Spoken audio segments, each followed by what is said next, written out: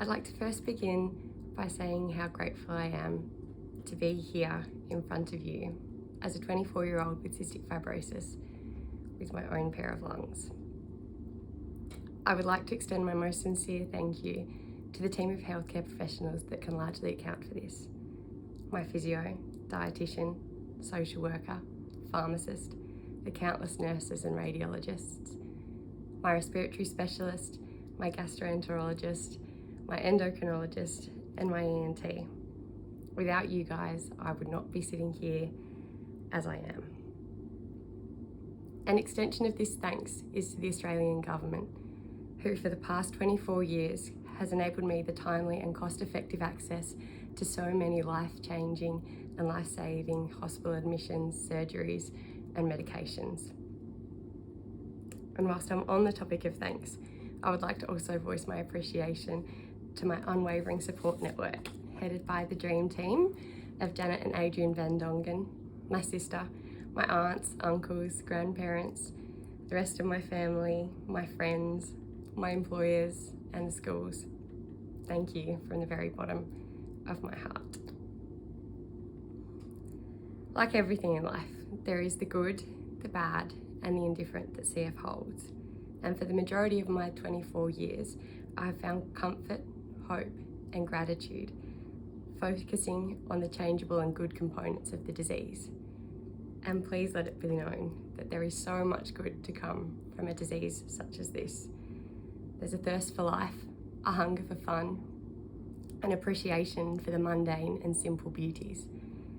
And in a place as beautiful as Tasmania, with plentiful opportunities for enjoyment and an incredible community of inhabitants, being happy and optimistic is a relatively unremarkable feat. CF is manageable.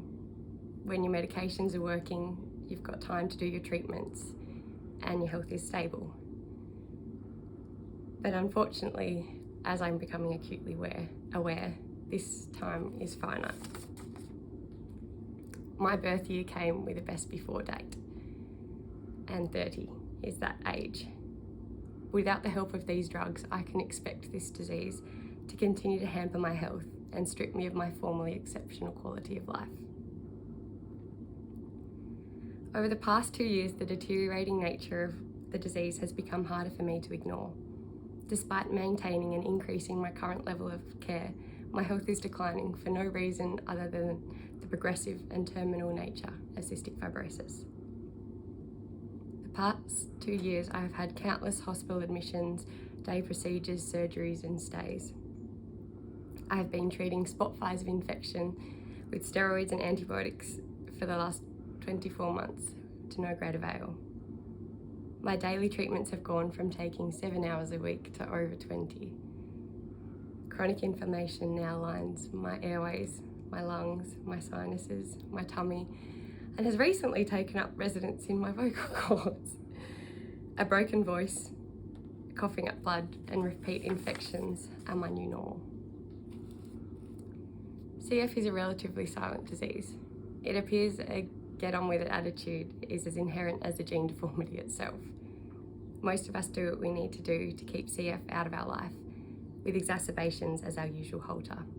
That may be the common cold that travels to our lungs and knocks us for six, landing us in hospital bed for weeks or months. And most of us will bounce back, albeit with new permanent damage to any number of parts of our bodies, never leaving quite the same as when we went in. And maybe there is no bouncing back. We may be fortunate enough to receive donor lungs, and for a long time this has been accepted as best practice. That was until Trikafta and its fellow modulator therapies came out. To this day, Trikafta is only accessible to those who are eligible in Australia on compassionate grounds, with very dire criteria to allow you to qualify for access. It's your last hope before a lung transplant or death. Yet, this medication is available in 25 countries. As an Australian, if I wanted to self-fund the medication, it'd cost me over 20 grand per month, which is not an option. If the government and Vertex can reach an agreement to list it on the PBS, it'd cost me $40. or people with a concession card holder $6.60. Vertex Pharmaceuticals' new modulator therapy, Trikafta, is the cystic fibrosis golden ticket. This drug gives us hope for a life beyond a hospital bed. It offers us a future.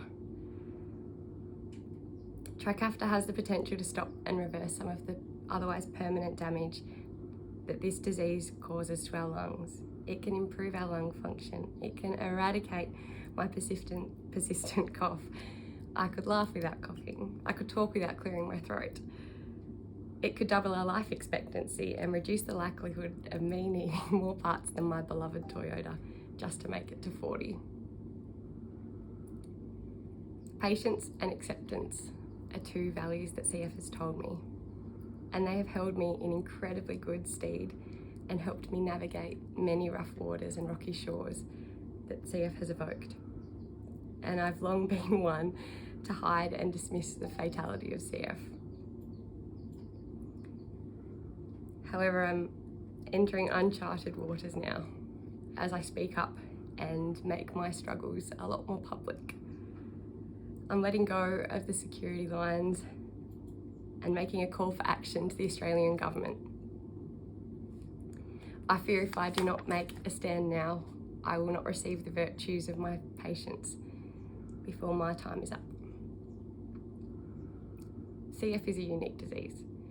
It affects too many of us to give us an expensive medication, but not enough of us to cause an uproar when this injustice occurs. This lands us in a position that we share with so many other minority groups in Australia, where we lie at the mercy of silence and ignorance. This drug benefits not only the individual who gains access to the medication, but also to the nation, with a reduction in the burden on the healthcare system. Dr. Nyman can go on a holiday. The contribution we can offer to society will be increased through our capacity for employment, and will reduce our reliance on the welfare system. This is not a plea for pity or a cry for help. This is a call for action. This is an opportunity for all Australians to band together to support a minority group facing an injustice.